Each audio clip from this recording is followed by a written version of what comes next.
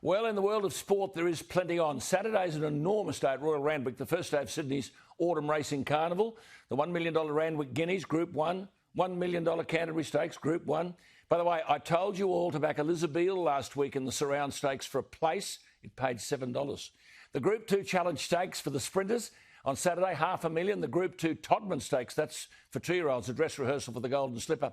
This will sort things out. Saturday at Randwick. And look, a nice measure of respect for Tiger Woods. The PGA Tour players donned Tiger gear, black pants, red turtleneck T-shirt and a black cap in the $13 million Workday Championships in Florida. Even the ground staff went black and red.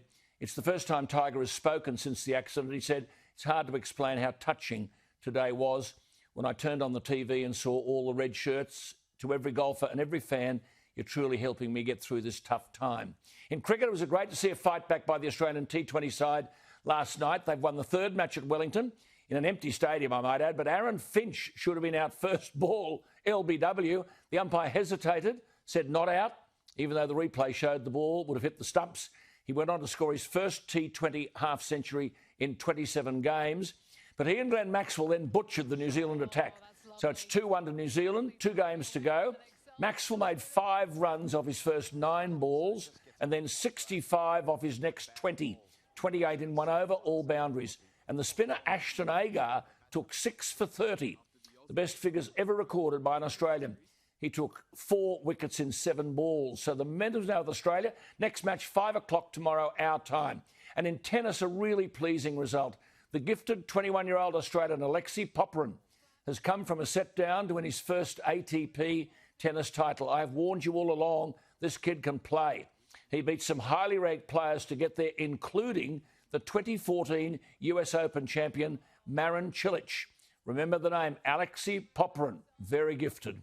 But to rugby union, all its problems are being explored in a new podcast by the Australian newspaper called The Breakdown. Before I speak to the lady who's put all this together, Jessica Halloran, I should alert you that rugby fans to an outstanding book on the same theme by RJP Marks, Dick Marks. Dick Marks was a magnificent Wallaby centre, picked for Australia at 19, played 17 tests.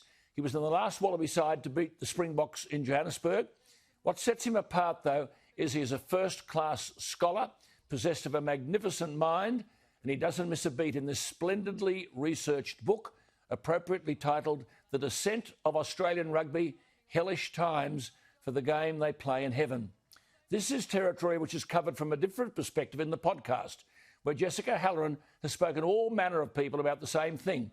The Breakdown, it's called, the sad collapse of the status of Australian rugby. We could talk all night, except that it is my experience that people running the game don't want to listen. Anyway, you can get it all on the Australian app. Just download the app. Jessica joins me. Jessica, thank you for your time, but as the song says, where do I begin? Well, I know.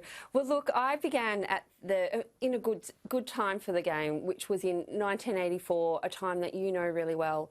And we went over that. I interviewed you and I interviewed Nick Farr-Jones and David Campese because I think we really need to understand where we came from and how good we were during those times. And that's where our first episode begins. And I mean, it goes on, of course. We go on to win the 91 World Cup and we have some amazing success. But then, obviously, things start to really fall apart after 03. And what, from all the interviews, is the central theme? What, if you put your finger on it, what do you believe, from the interviews you've conducted, was the reason for the whole show falling apart? Disharmony, disunity, I would say self-interest, people putting themselves above the game constantly. Correct. A constant fight for power at the very top.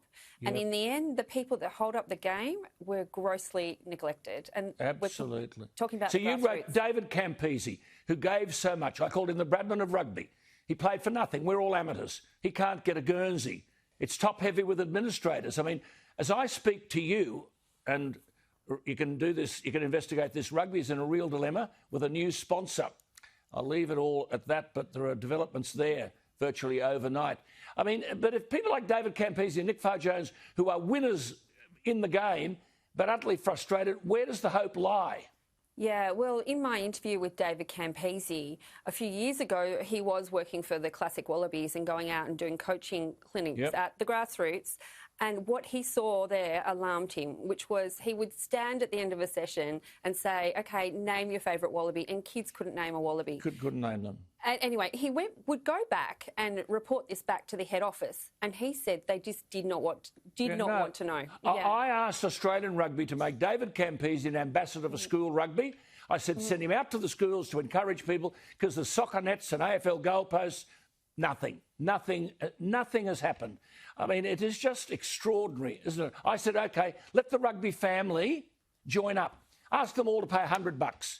Now, if there were 1 million people in the rugby family paying, that'd be 100 million, money they need, and say, now, listen, you can vote who the president is. You can vote the board. You can vote for the chairman.